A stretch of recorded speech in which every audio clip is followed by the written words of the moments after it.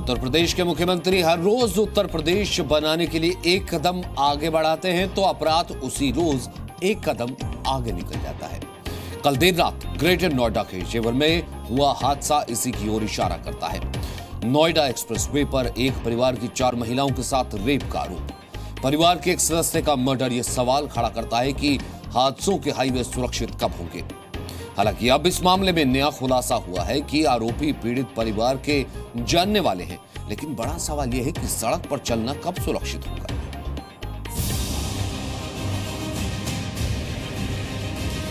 तो हमारे चाचा कहने लगे, भाई लेडीजों के साथ में तुम बदतमीजी मत करो, हमसे हाथ जुड़वा लो, अपने पैर पकड़वा लो।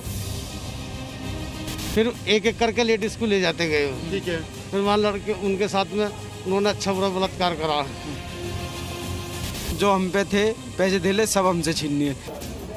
ग्रेटर नोएडा के जेवर में बदमाशों ने बुलंदशहर जा रहे एक परिवार से लूटपाट की और विरोध करने पर एक व्यक्ति की हत्या कर दी। बुधवार की रात सलीम कुरैशी नामक शख्स कार में परिवार के साथ अपनी बहन की तबीयत का हाल जानने बुलंदशहर हॉस्पिटल जा रहे थे। कार में पीड़ित परिवार के 4 पुरुष और 4 महिलाएं थी।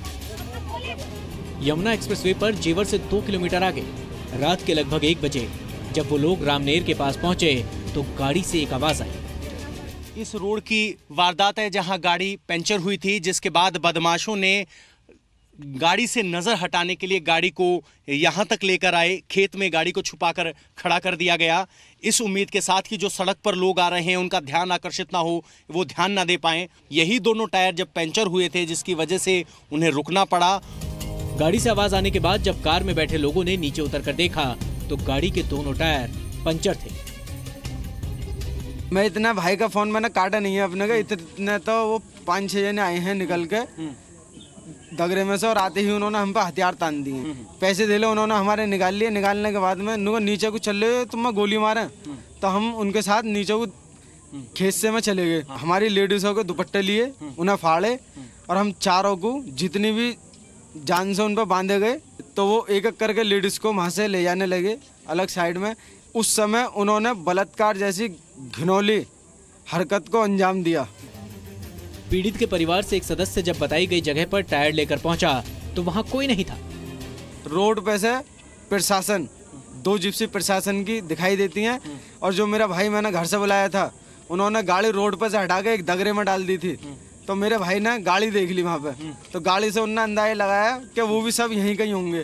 तो उन्होंने रोड पे से ही आवाज लगानी चालू कर दी, टॉर्च से जलानी चालू कर दी, तो वो भाग गए वहाँ से। उनके भागने के बाद में फिर हमने भी आवाज दी है, तो वहाँ पे प्रशासन और मेरा भाई आए हैं। आने के बाद में उन्होंने हमें खोले हैं। लगभग 10 बदमाशों ने वारदात को अंजाम दिया।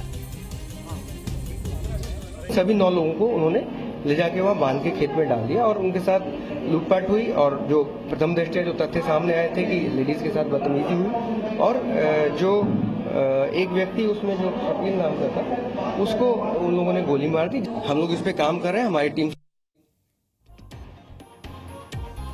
तो ये जेवर की घटना थी। जेवर के बाद अब आपको मुजफ्फरनगर लिए चलते हैं, जहां 2 नाबालिग बहनों के साथ रेप का मामला सामने आया और आरोप है कि पुलिस इस मामले को गंभीरता से न लेकर पीड़ित को ही परेशान कर रही है।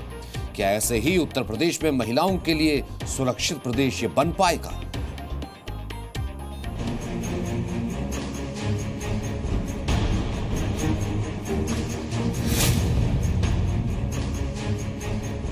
हम क्यों कह रहे हैं कि उत्तर प्रदेश में क्राइम कोहराम?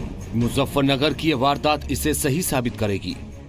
हम अंदर बुला के हमारे साथ बारी बारी से बलात्कार करा, सबने बारी बारी से रेप करा। पूरी रात हमारे बच्चों को बंधक बनाई और उनके साथ में बुरा काम किया। मुजफ्फरनगर में नाबालिग बहनों से रेप। मुजफ्फरनगर में एक राशन डीलर पर 2 नाबालिग बहनों से रेप का आरोप लगा है। राशन डीलर ने राशन देने के नाम पर दोनों नाबालिग बहनों को फोन पर बुलाया और फिर बंदूक के दम पर एक बंद मकान में बंधक बना लिया। हम लोग राशन लेने गए थे पहले, फिर हमें वहाँ पे सैंदर का लड़का मिला। अच्छा। वो कहने लगा उनको तुम्हारा राशन शाम के टाइम आएगा, शाम के टाइम हम किसी को बुलाने भेज देंगे। फिर उसने एक लड़के को बुलाने भेजा शाम के टाइम। हम उसके पीछे पीछे चले गए और फिर हमें कट्टे चाकू की नोक पर हमें अंदर बुला के हमारे साथ बारी बारी से बलात्कार करा। अच्छा, कितने लोग थे? 6 जने। अब क्या चाहते हो? हमें तो इंसाफ चाहिए। वे तो हमारी कुछ सुन भी नहीं रहे, हमारे अब्बर को भी धमका के मार रहे हैं, कह रहे तुम झूठा केस लगा रहे हैं उन पे। हमें तो बस इंसाफ चाहिए। तो किस तरह की सजा चाहते हैं ऐसे लोगों के खिलाफ जी? उन्हें बस जेल ही होनी चाहिए। वारदात मुजफ्फरनगर के थाना मंसूरपुर क्षेत्र के गांव नावला की है। पीड़ित का आरोप है कि पुलिस पीड़ित परिवार को ही फंसा रही है। हम ये चाहते हैं कि जी हमारा न्याय मिलना चाहिए। कुछ कर रही पुलिस कार्रवाई? पुलिस इतनी कार्रवाई जी, पुलिस और हमारे ऊपर ही दबाव बना रही है। झूठा केस है ये। आप आरोपित है उनका तो जी अभी 307 में भी चालान हुआ था, अभी उन्होंने जमानत हुई है उनकी। हाँ, दबंग आदमी। हालांकि पुलिस का कहना है कि मामले की जांच चल रही है और निष्पक्ष कार्रवाई होगी। हाँ, 2 लड़कियों के साथ गैंगरेप का एक अभियोग मंसूरपुर थाने में दर्ज किया गया है।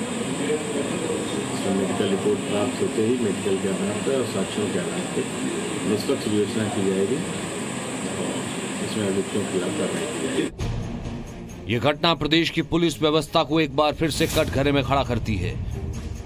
भले ही प्रदेश के सीएम जल्द से जल्द अपराध मुक्त यूपी बनाने की राह पर हों, लेकिन सिस्टम इस राह में मुश्किल बन रहा है। ब्यूरो रिपोर्ट, जी मीडिया।